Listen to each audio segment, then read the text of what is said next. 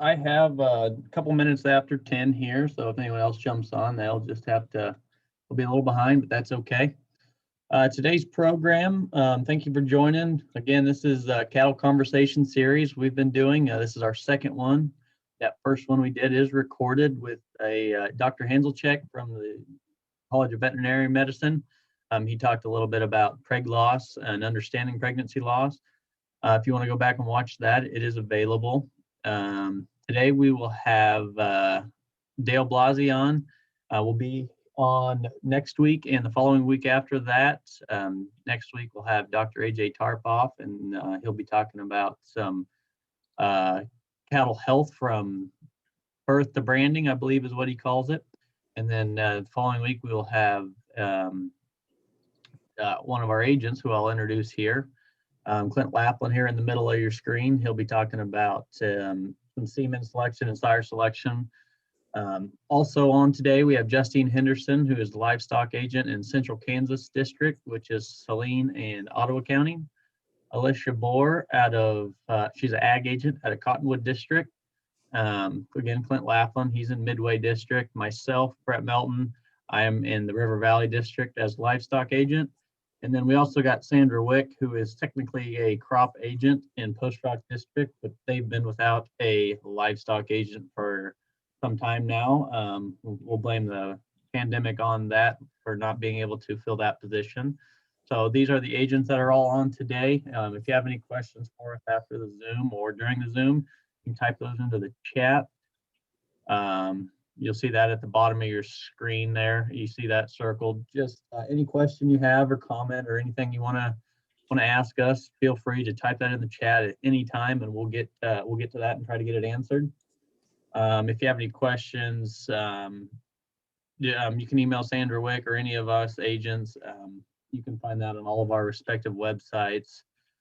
I think that will do it. We'll introduce our speaker here today. It's Dr. Dale Blasi. His responsibilities include providing statewide extension, educational leadership, and stocker cattle nutrition and management, utilization of grazed and harvested forages by beef cattle and other livestock. He also conducts research, interprets results, and serves as a resource person for other state and area specialists, county agents like ourselves, and production and allied industry personnel.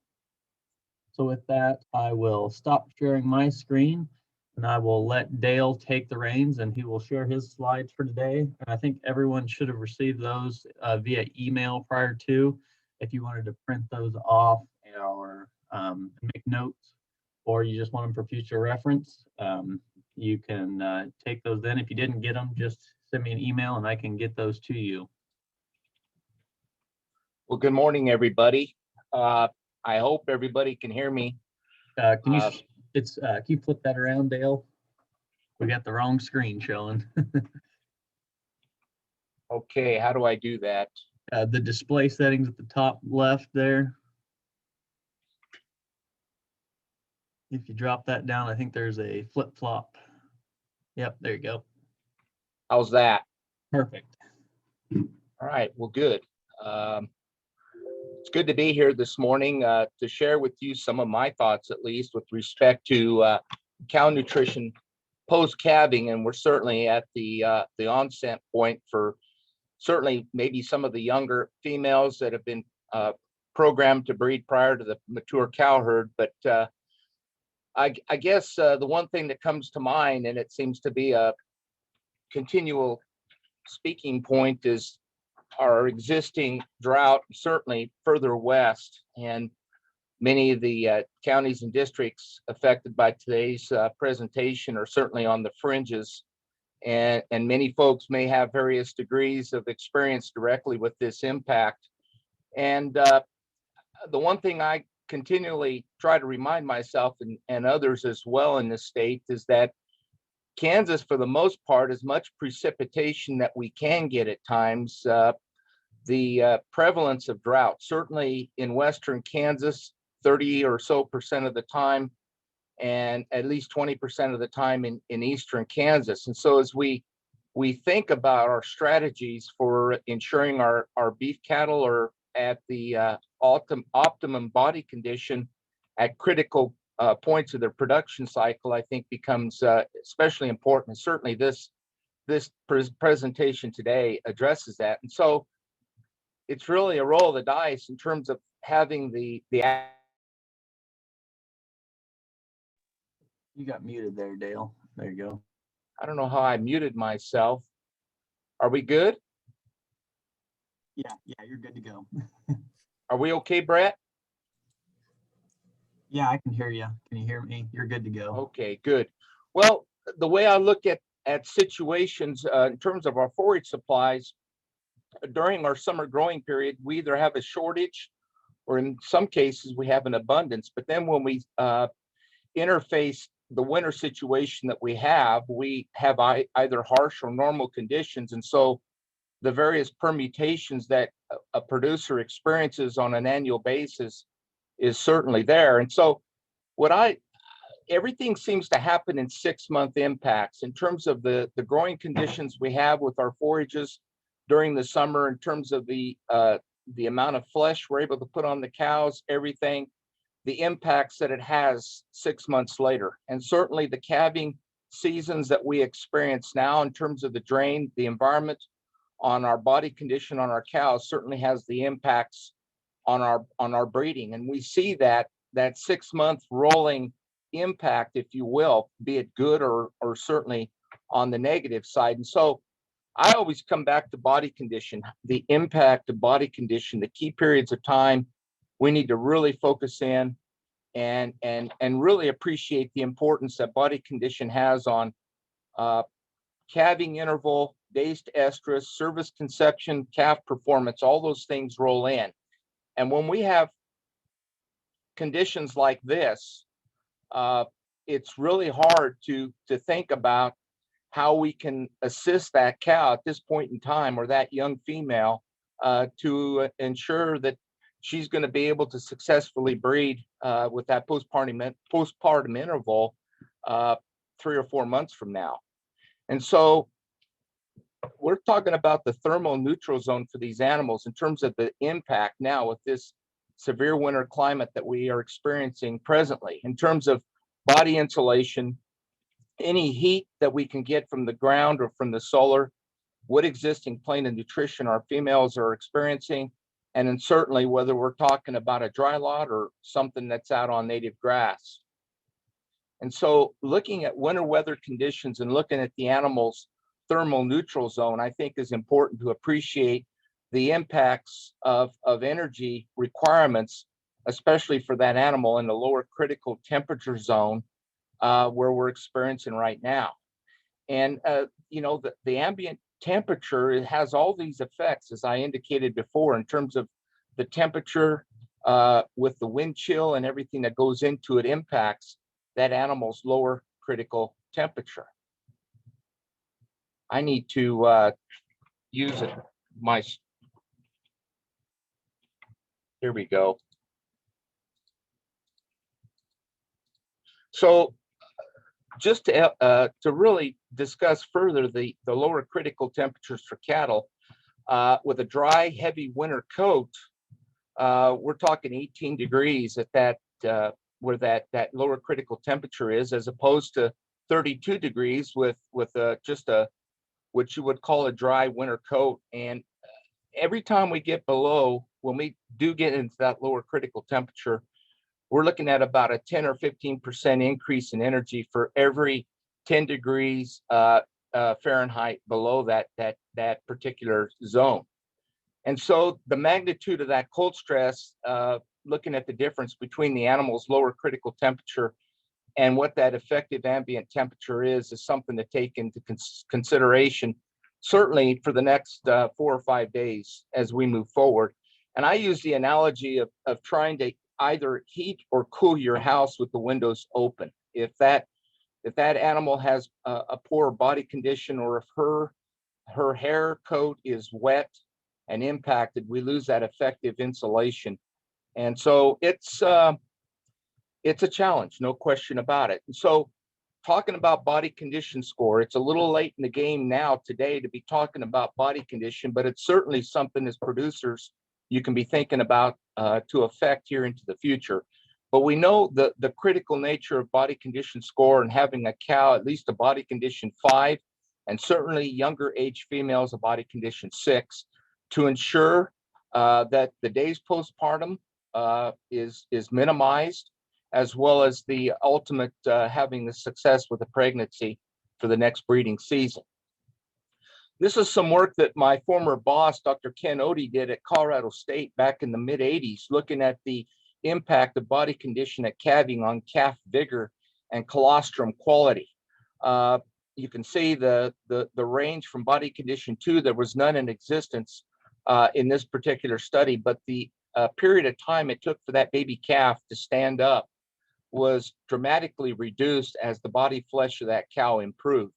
We also saw an increase in the amount of colostrum being produced in terms of liters per day, and certainly the concentration of the immunoglobulins, both the G1 and the M as well, improved as the body condition flesh of that cow was improved. Some work by David Lallman at Oklahoma State looked at the prediction of number of days from calving to first heat based upon body condition score at calving, and what kind of change that was affected on that animal after calving. And what Dr. Lallman saw, basically, if you take a cow that's a body condition 5 or 5.5 and move that condition score up, you could see the dramatic reduction in days that it took for that younger age female to show heat. The same thing as well from Bell in 1990 showed the post-calving body condition change of heifers that were either greater than body condition 5 or less at 5, and fed over a period of about 8 weeks, 2 months, if you will, and looking at the ultimate pregnancy rate that was affected as a consequence of that plane of nutrition. So I think I can't overstate enough the importance of nutrition, especially prior to calving. It's a little late in the game now, is what my point was earlier. And so whatever breed of animal you use, whatever size of cow that you have to understand that the size and the milk production potential of that cow are the primary factors that influence the energy requirements of those beef cattle. And so you need to, as a manager, make the effective changes necessary to meet the needs for those females to ensure that you have a successful outcome with your year-to-year breeding. This is very simplified from NRC. Just looking at it just illustrates for the growing requirements for these younger age females, these second, third parity dams with the growing requirements still there inside of their system, and the differences between a cow that is in mid or even late gestation and what happens with her requirements once lactation is initiated. And I use this very old example. This slide is probably, I don't know, maybe 30 years old, but it illustrates the spigot of nutrient allocation. And at the end of the last bucket that gets filled up is reproduction. And certainly under nutritional stress, reproduction is the first to suffer and the last to recover in terms of meeting that requirement for that productive female. And so some of the things to think about into the future, we'll talk about the nutrition, but certainly you need to assess your forage supply and alternatives. And hopefully you partitioned your forage by quality and you're using your better quality stuff right now, and ensuring that every mouthful of feed that cow gets has as much nutrition as possible, especially with our supplement costs, our distiller grains costs, everything, corn, everything has gone off the roof here in the last 6 to 8 weeks. It might have some relief here in the near future, but certainly right now, looking at our down the road, our costs of gain in our feed yards and everything is really going up quite dramatically. Feed test is another thing that should be done. Knowing what you have on hand is critical. I'd be curious to know how many of our attendees to this session actually use feed testing to ensure that their beef cows are getting everything that they necessarily can get. Some things you can do, certainly you can, there's an opportunity, and you need to be doing that in the fall time of the year, but partitioning your cows out by age or body condition is something that can be considered, but at the same time, from a practical perspective, you're doubling up, and especially now when you're breaking ice and taking care of the day while there's light to be had. It does not seem very practical, but there's some opportunities. Hey, Dale. Hey, Dale, before we stop you, Alicia's got the poll up. So the attendees are answering that question. Do you submit your feed for analysis? So she'll end the poll hill pretty quickly, and then you can see what the people are telling you. Okay.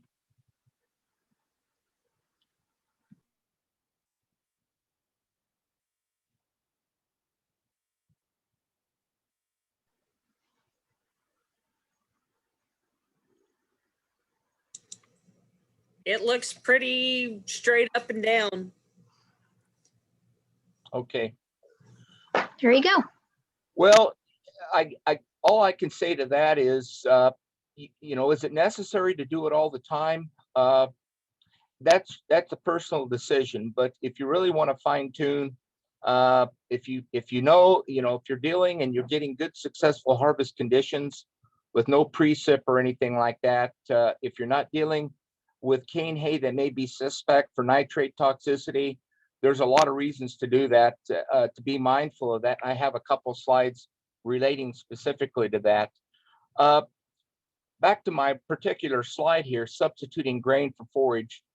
As I alluded to earlier, when we're dealing with corn now that's, I don't know, we're using 515, 520 here in Manhattan for our growing calves, but it's costly now to do it. And that's why I put questionable at this point in time.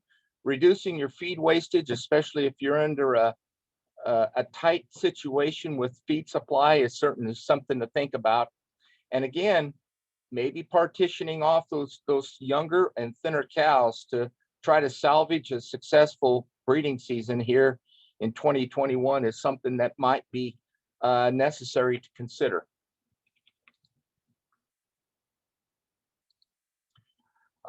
Segregating your feed is very important. This goes back to my point earlier about the 6-month impact. Doing everything you can during the growing season to have to deal with the situation you're encountering today is something that I would leave with you. Knowing where the better quality feed is, utilizing that for your younger females is something that I think is very important.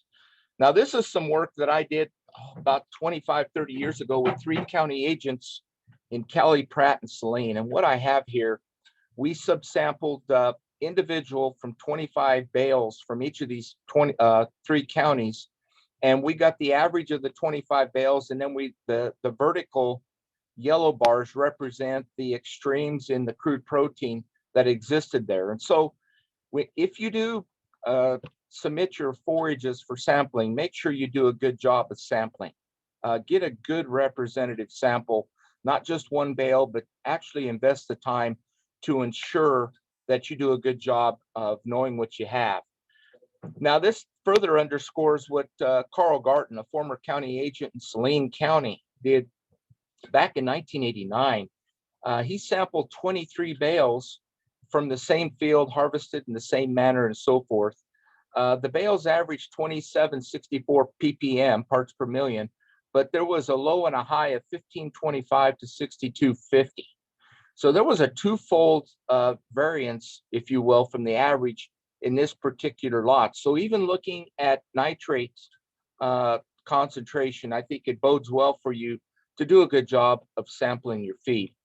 Now, my mother sent this to me. It happened right before Christmas, just east of Colorado Springs. And if you go to the weather band, you can see that's where the severe drought was. But I can almost guarantee you the producer was short on feed, did not sample his or her feed. And as a consequence, they lost about 30 to 40 cows. in this particular instance. And over my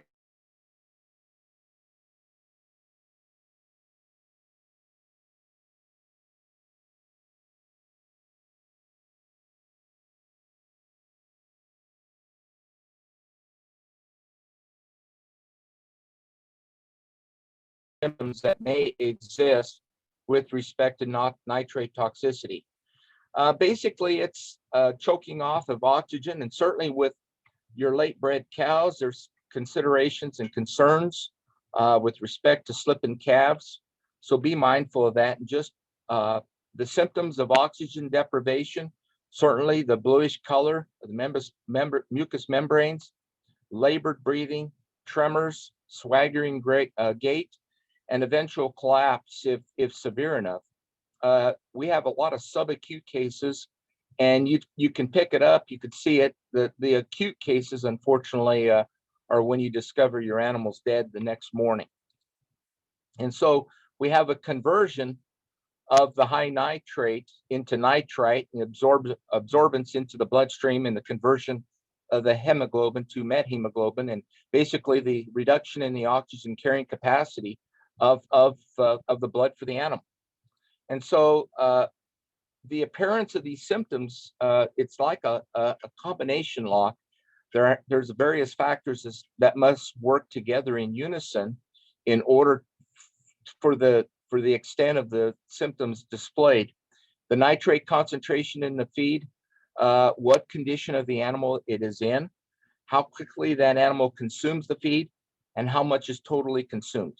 And as I indicated, an acute poisoning is very rapid, whereas under most conditions may not be apparent for 5 to even 10 days.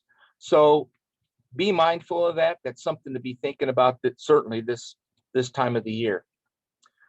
Reducing forage waste is a no-brainer, really, but trying to do everything possible to assure, and maybe the forage wastage is good with this cold weather to give some of these younger baby calves a place to bank up, but then on the other side of the coin, you got potential diarrhea, you got scouring issues to be worried about as well. So be mindful of that impact as well.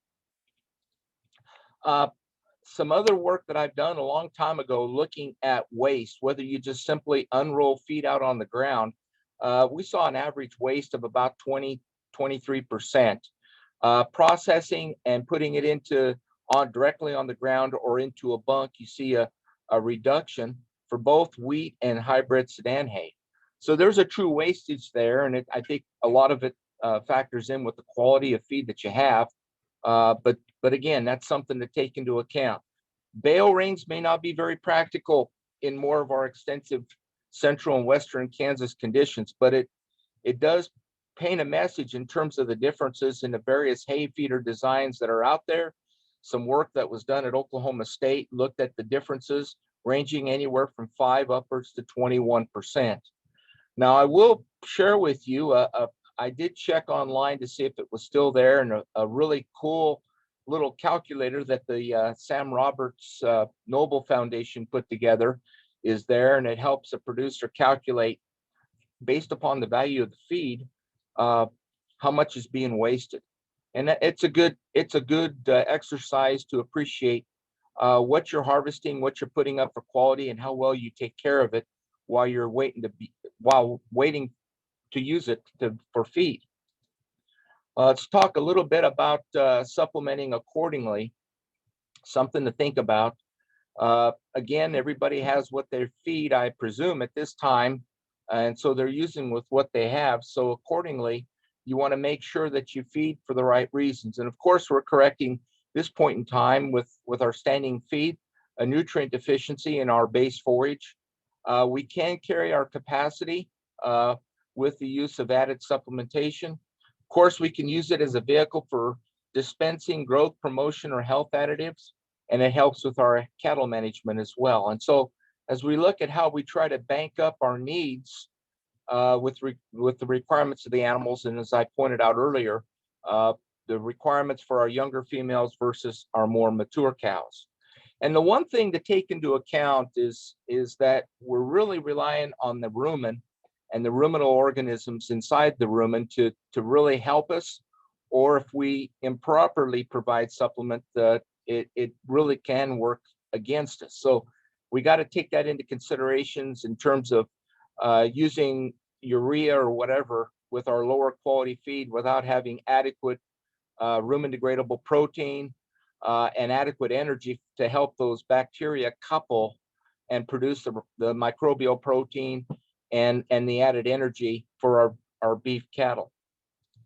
And again, the conditions in the rumen, it's basically a fermentation vat. There's strict pH control. There's a fairly consistent environment inside there in terms of temperature. We have rumination. The closed environment helps that animal to create the volatile fatty acids that are utilized in the energy system. And boy, you guys are going to think I work on the side for Oklahoma State, but this is a really good slide that shows the impact with the medium quality prairie hay and what happens when you add added protein, what it does to the intake. It helps the animals to increase intake, but it also improves the ADF, the acid detergent fiber digestibility of that low quality or medium quality prairie hay with the addition of the protein. The protein is helping the bugs do a better job of increasing energy intake into that animal. And so with respect to poor quality forages, what we're dealing with today, protein is our first limiting nutrient. We see an incredible boost in intake with provision of protein. And some of the work that Bob Cochran, our previous ruminant nutritionist scientist, we need to use supplements with at least 20% protein content in there to ensure that we're getting adequate protein provision for those bugs to do a good job of breaking down the fibrous content of the forages that we feed. Now, the one thing I'm going to point out to everybody, and it's something I would recommend that you use year-round, and that's the use of Rumensin. It's the only ionophore that is approved for use in mature reproducing beef cows. You cannot use Bovatec. Rumensin is labeled for use with beef cows. It improves feed efficiency, which obviously helps your profitability, and it's able to maintain body condition with 5 to 10% less feed. And how does that work? In a nutshell, what it does is it basically reduces the amount of acetate being produced, and it shuttles it over to propionate, which is a much more energetically efficient substrate, if you will, for the ruminant animal. And so there's been a lot of work done, and it basically, long story short, at about 2 cents per head per day, it seems like something that producers ought to consider.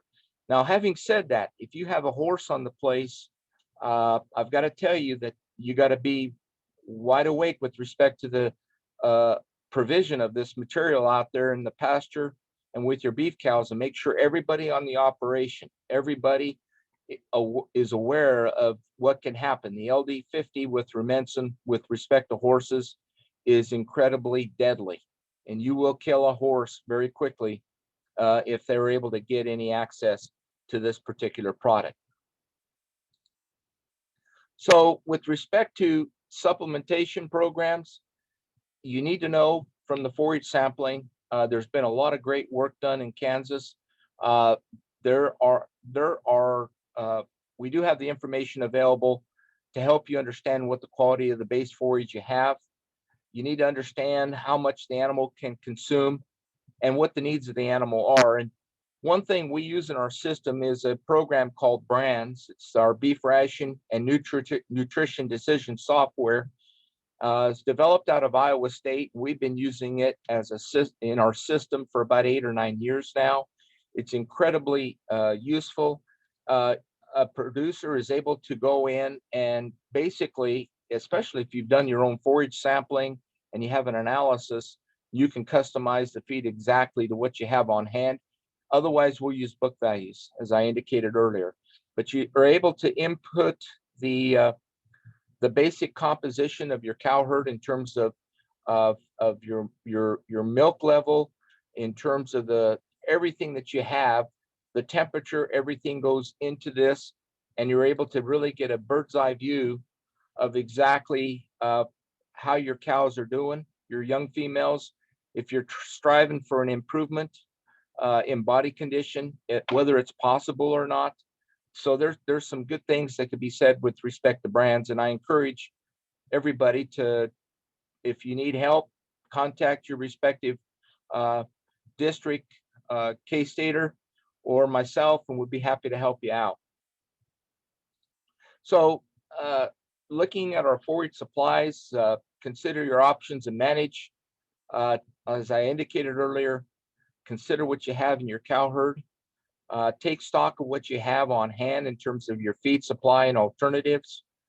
The other thing is considering earlier than normal weaning dates. And I had a question about that in terms of your weaning dates. And so I think we have a poll question there. Do we not? Unless you can get that pulled up there, if you got it ready.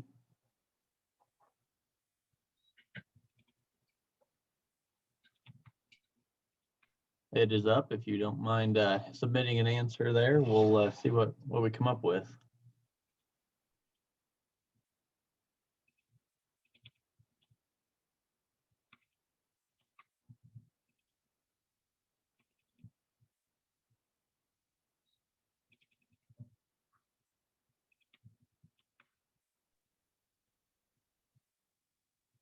Give them just a few more seconds to answer. We got 12 people got it answered in there yet.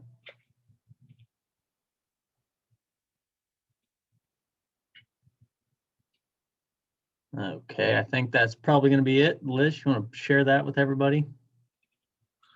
Well, there's a lot of reasons to early wean, and a lot of people have for what they do.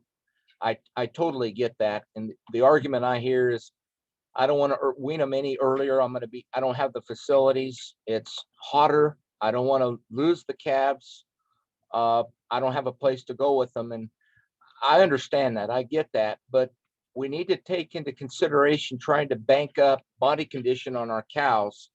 And the best time to do that is at that phase of that cow's lactation curve, it's not all that much, but it can make an incredible difference in terms of helping to redirect those nutrients from the milk back to the back of the cow.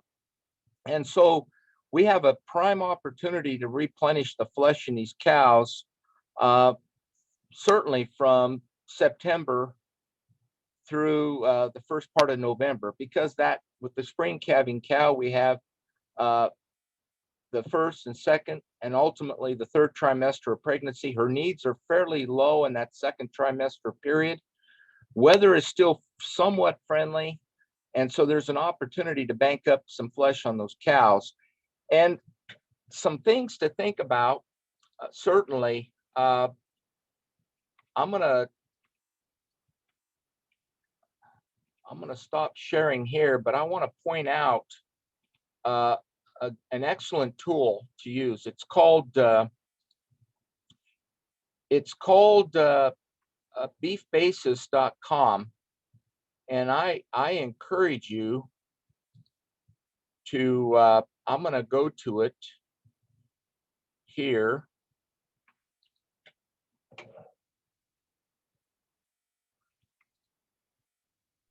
We are looking at your email there, Dale. Yes. Okay. Can you see that? No, it's on the other screen there. You need to help me again. Should you click share the other screen? I think you might have hit share screen 1. Hit share. Okay, I'm going to hit share screen. Should I hit screen 1 or screen 2? It's probably screen 2. Is that where you have the beef basis at on your other screen? Or is it on your main computer? How's that? There you go. Now we can see it. Okay. Excuse me, folks. I'm sorry about that. There's a great tool that has been developed out of Kansas State. It's in our ag econ department. It's called beefbasis.com. And it's a great tool to help you look into the future. Is it a crystal ball? Certainly it is, but it provides, based upon known corn futures and our feeder futures, it kind of gives you an idea into the future what you have to work with. And with respect to cow calf here, you can look at price forecasting. And I used two examples. I used weaning, say, September 15th versus October 15th. And I used September 15th with a 500-pound calf or a 550-pound calf on October 15th. And I saw a difference here. You plug in your parameters here. And for Kansas, you got basically three locations. You have Salina, Pratt, and Dodge City. I selected Salina, 100 head, 500. Your corn futures here, your cattle futures, and I'm going to put in September 15th. Then I run the calculator, and it gives you a expected cash price, in this case of $188. Now the confidence interval, you know, in statistics, we talk about confidence intervals. Basically, what it says here is that 68% of the time, they would expect the price of those calves to fall somewhere between $182 and $194. That, you know, it's not 100%, but it gives you an idea to start to play with these numbers. And one thing that I saw by delaying from 1 month, of course, you're selling lighter weighted calves, you're gaining some additional money, but we're seeing a differential of about $50 to $60. And you can make the argument that if I wean earlier, I'm going to get more, but then I have them for the 30 days or so to do something with them. And then, of course, I'm also dealing with potential death loss from having those animals as I take them through the weaning. But I think buying some added time for your females to recoup body condition. The other point I want to make with respect to self-fed supplements, you know, we hear a lot about self-fed supplements using either the giant tubs. I think there's an opportunity during the fall of the year when people are busy with, perhaps if they're farming, with their harvest enterprises and everything like that, there's an opportunity there with those cows with a little bit of added protein to make better use of that forage out there, and again, put some body condition on themselves prior to the winter weather that we experience every year. I think there's a great opportunity there to think about. Have another piece of software called Subcost. It's located on the Ag Manager website, and it helps you take into consideration the cost in terms of the indirect cost of supplementation, the added labor, the mileage, and so forth to deliver a supplement to these cows. You can build a strong case for a self-fed supplement during the fall time of the year. I believe that. I have nothing else other than questions that folks may have. I'd be happy to entertain anything you folks may have. Okay, Dale, thank you. I'm going to be, it looks like we had a couple questions come in here, so I'm just going to start right in. So what would be the lower critical temperature on a wet winter coat? You know, you mentioned on a dry winter coat, it was 32 degrees, and then a dry, heavy winter coat was 18. But, you know, if we get freezing rain on, you know, and I think that's predicted here this weekend. It's terrible. Yeah. It drags it down to, it even drops it down lower. I think you lose 50 to 75%. My analogy that I used about trying to keep your house warm with all the windows and the doors open, there's no way you can catch up. So, you know, a lot of our producers, I know they're already in their calving pastures. They got plenty of protection away from the wind. Some of the microclimates that can be found in the draws and so forth is the best you can do. But it's challenging for these baby calves as they're coming now. The hot boxes and everything that we can do to keep them dry, our producers know how to do that. It's a matter of finding them, right? Right. Okay, we had another question come in. They wanted you to touch on the quality of pond water in the summer. As you know, we have the green algae problem. They have cattle that's on 2 pastures, so the cows can get to both pastures. One pond stays pretty green, pretty clear. The other one kind of gets that green color or the green algae on it. So they never lost any animals, but wanted to know if this would be a concern and how do they clean that up? I know there's been some research on putting like oat hay bales in there or something. Isn't there a study? You know, Barley.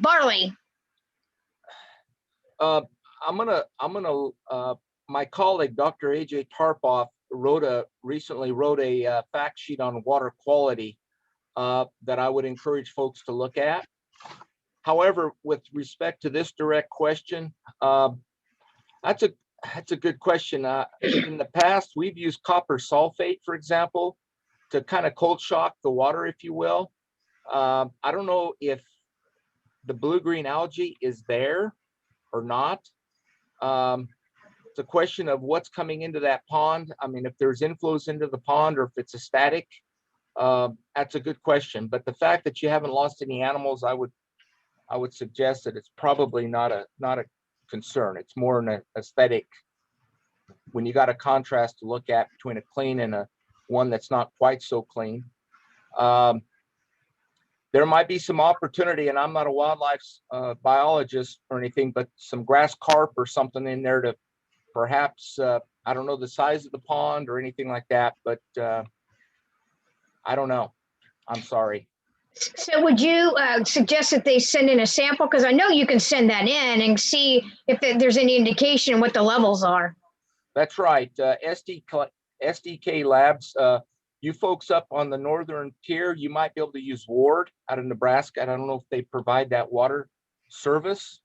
Clint, you may know. Alicia, you guys, I don't know. But you can submit a sample and get it figured out. Okay, another question that came in relating to that is how much copper sulfate per square foot of surface area? What is the rate? Do you know that right offhand? I do not. Okay. And I do encourage you to just don't check up on that. We've used it on my family's operation in Colorado in the past. Okay. But don't hold me to it on this call here, please. You need to do your checkups. Yeah. Okay, it may be in that publication that you referred to of AJ's. Yes. Okay. The name of the lab is SDK Laboratories. I'm sorry. It's out of Hutchinson, Kansas. Right. That's D as in dog. Yes. Yeah. SD as in dog. Yep. I had a question for you, Dale. You're talking about increasing forage quality with protein or not increasing forage quality, but increasing ruminant efficiency with low quality forage with adding protein. You said greater than 20% protein. I guess what are some good sources of protein? And then I know I get this question a lot: is those lick tubs, are those good enough? Well, I think are lick tubs good enough right now? No, I don't think you can get the rate of intake, and they're expensive. I mean, you're going to be out there every day right now with your cows with calving on. I mean, it defeats the purpose for having a tub out there. A tub allows you to worry about your enterprise, your operation. If you got cows that are at your Aunt Sally's place that's 20 miles down the road, you have an opportunity to leave a tub there for that cow and be there every 3 or 4 days to check, right? When you're busy farming during the fall of the year. This time of the year, you're going to be there regardless, checking on those animals.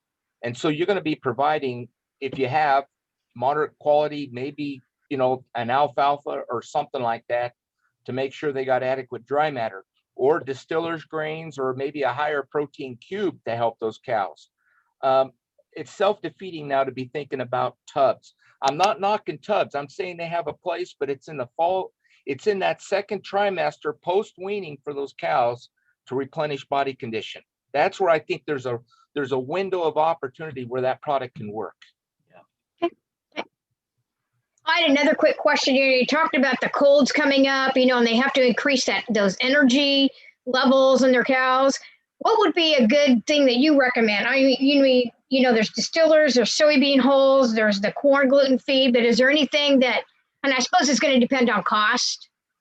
It all boils down to that, Sandra, and there's no silver bullet right now today as we talk about it. I mean, a lot of folks put they we're getting orders right now for mineral for the coming summer.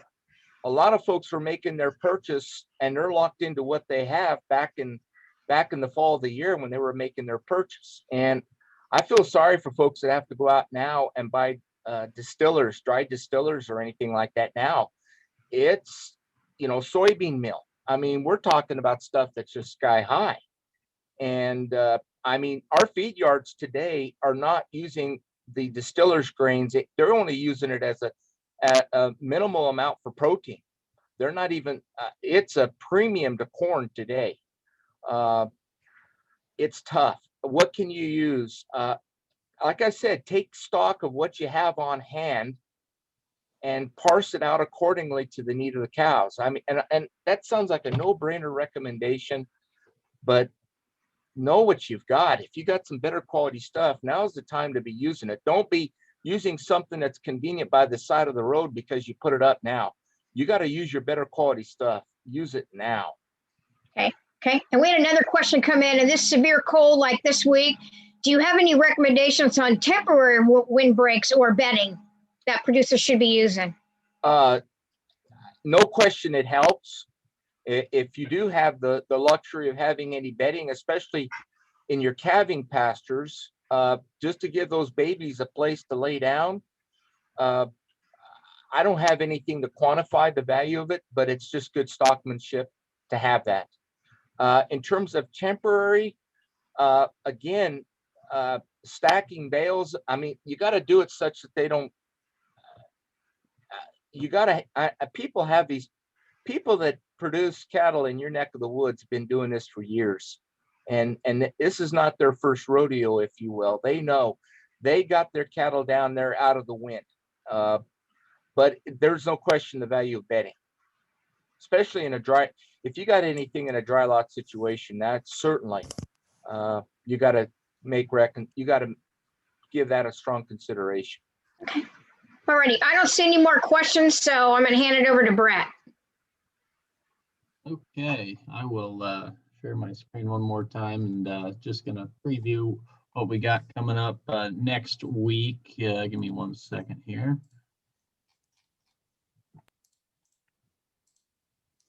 Okay. So again, thanks for coming out today.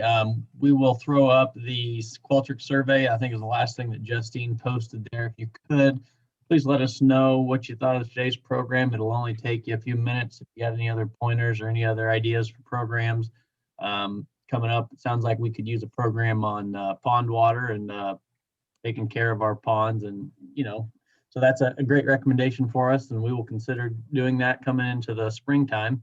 So next week we do have another program, Virtual Cattle Conversations at 10 a.m. again next Thursday, February 18th.